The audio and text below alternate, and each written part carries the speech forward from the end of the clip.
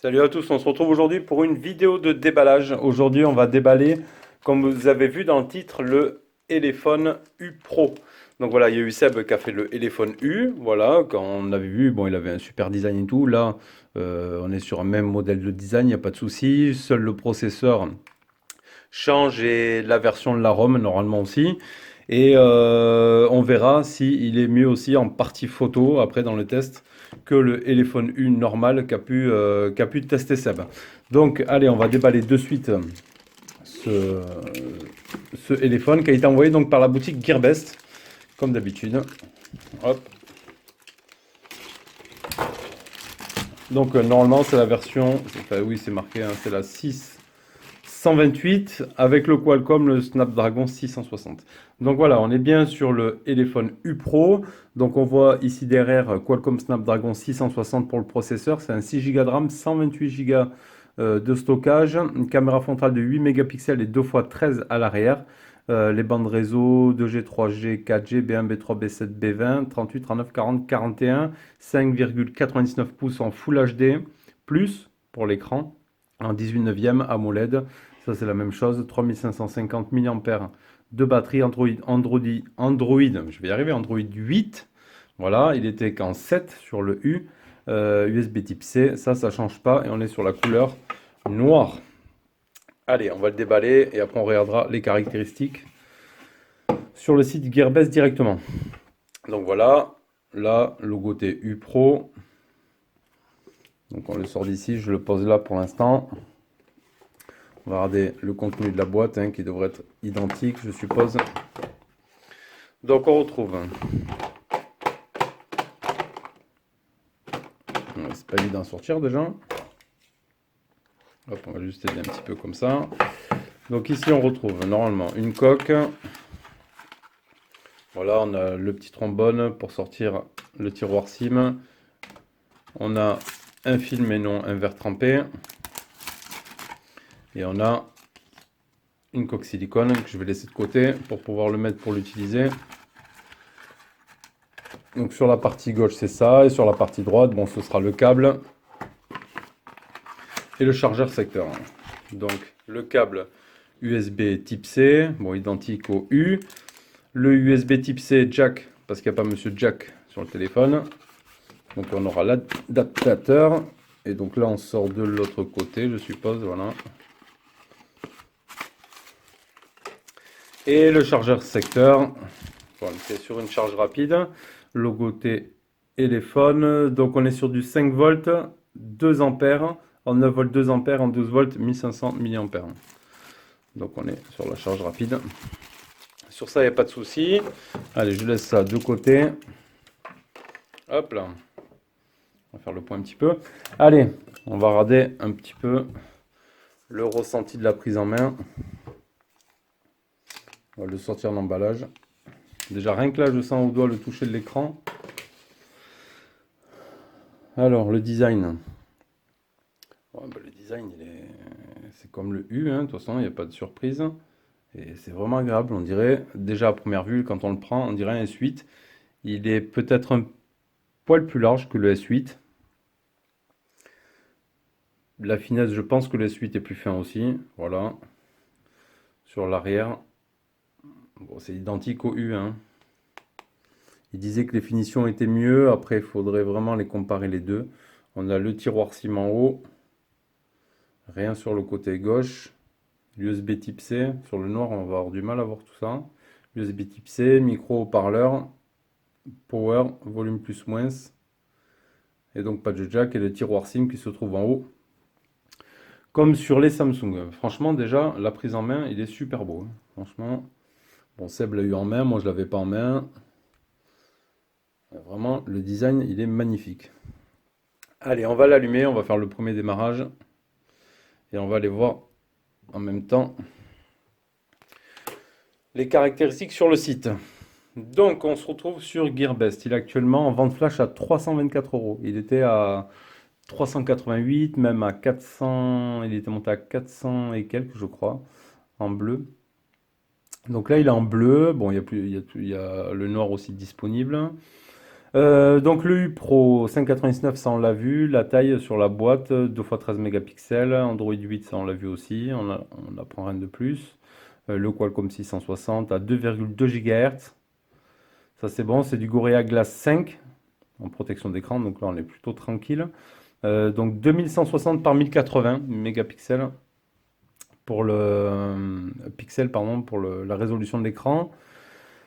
Sensor GPS Bluetooth 5.0, ça c'est plutôt pas mal. Extensible à 128 Go de plus, ça c'est bon. L'Adreno 512, donc l'écran AMOLED, hein, comme les Samsung. Qu'est-ce qu'on va retrouver de plus? Le Bluetooth 5.0 on l'a vu, le Play Store ok. Donc voilà, on n'en verra pas plus après.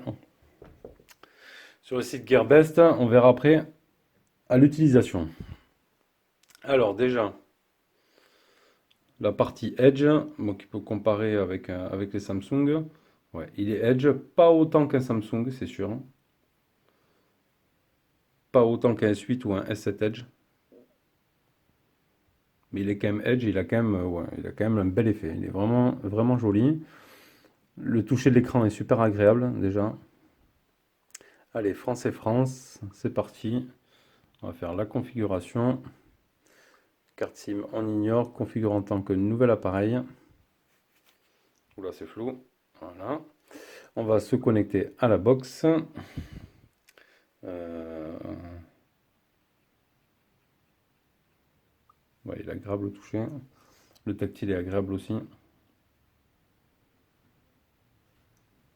Allez, il va rechercher les mises à jour. Après, il est vraiment bien fini, hein. Mais bon, là, ils ont baissé un peu. Parce que bon, 400 euros quand même, c'était vraiment quand même un petit peu abusé. Ignorer, on mettra les comptes plus tard. Ignorer. Suivant. Ajouter l'empreinte, bien sûr. On va le faire de suite. Non, ça, on s'en fout. J'aime bien le petit son pouet pouet. Localiser le capteur. Allez, on y va. Donc, il est ici, juste sous l'appareil photo.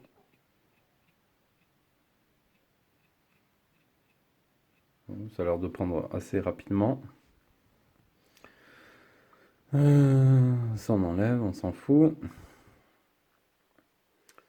Contrôler une notification, afficher ou masquer. Une dernière chose, ok, l'opération est terminée. Finalisation. La géolocalisation, c'est bon, on s'en fout. Eh ben, putain, il a un bel écran, ouais, c'est super joli. Alors, on va monter la luminosité. Plein pot. Hop. Là, vous allez pouvoir le voir là sur le côté. Le Edge.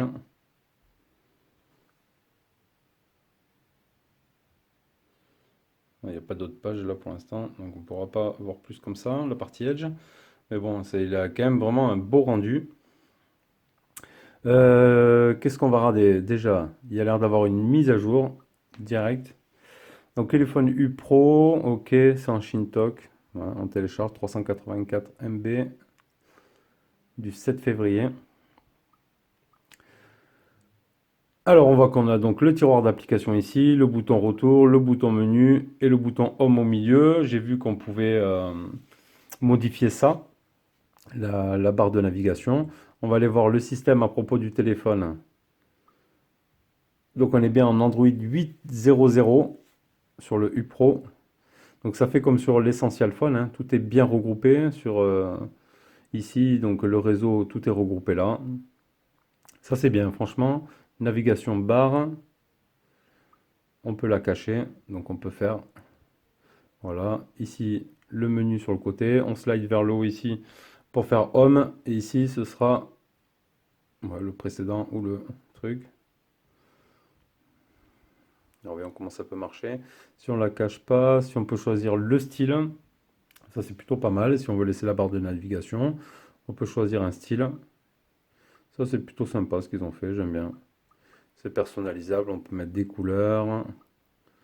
Ça c'est plutôt cool. Après autant la cacher directement. Comme ça on profite du plein écran et ça c'est bien. Alors, qu'est-ce qu'on va retrouver dedans? Ça a l'air assez vide quand même. La radio FM, l'horloge, les mises à jour, magnétophone, bon, les services Google, téléphone service.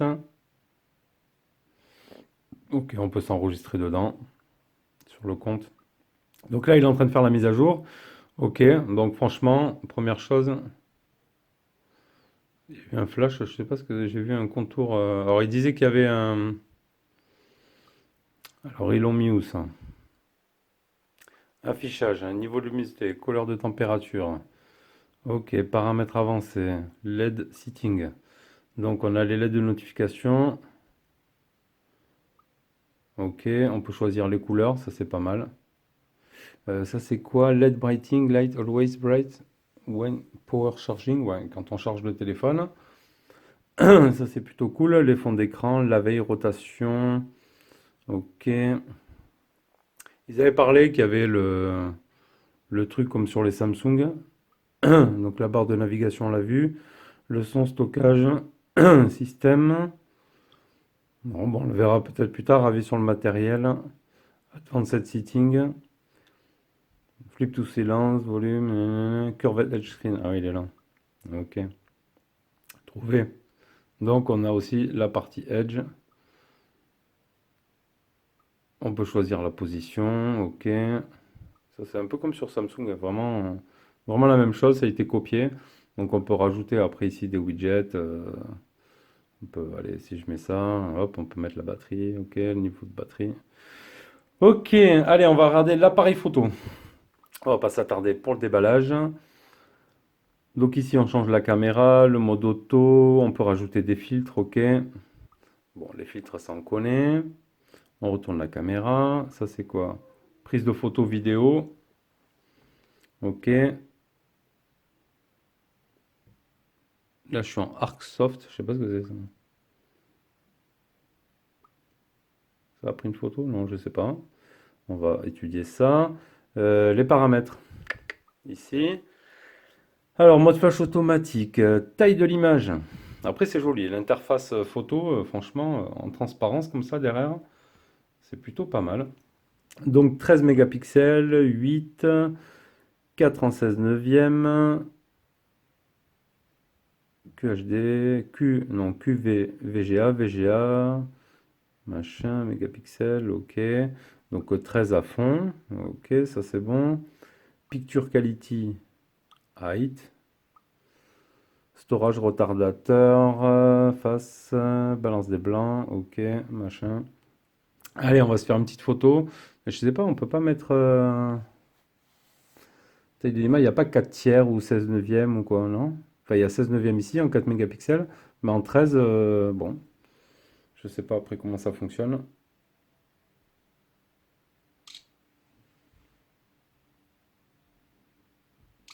Après, on voit que ça détecte les trucs. Ouais. Ok.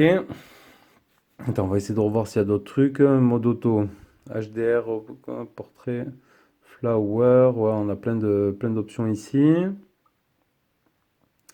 Parce que ça m'avait parlé qu'il faisait du 4 tiers ou quoi sur le sien, donc 13 mégapixels. Si on passe ouais, en 4 mégapixels, on est en 16 neuvième.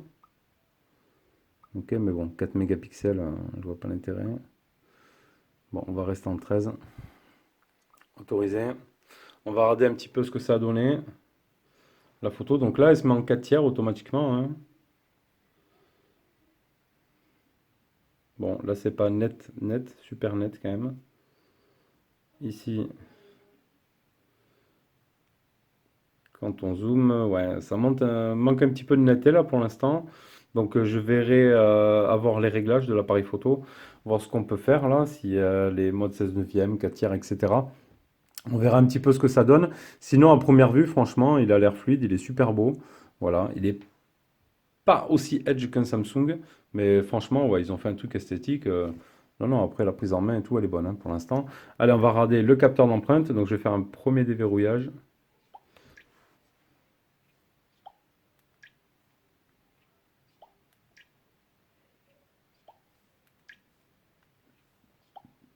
Rapide, mais il y a eu plus rapide.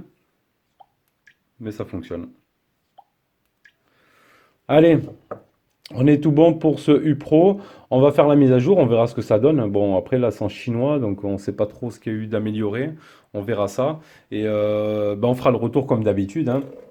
On verra lors du test ce que ça donne sur les parties photo, etc. Donc on a la petite silicone, ça c'est plutôt pas mal. Voilà, au moins on a de quoi protéger le téléphone directement. Et pour le Gorilla Glass 5 en face avant, on est un peu tranquille. Allez, je vous dis à bientôt pour une prochaine vidéo. Ciao les amis.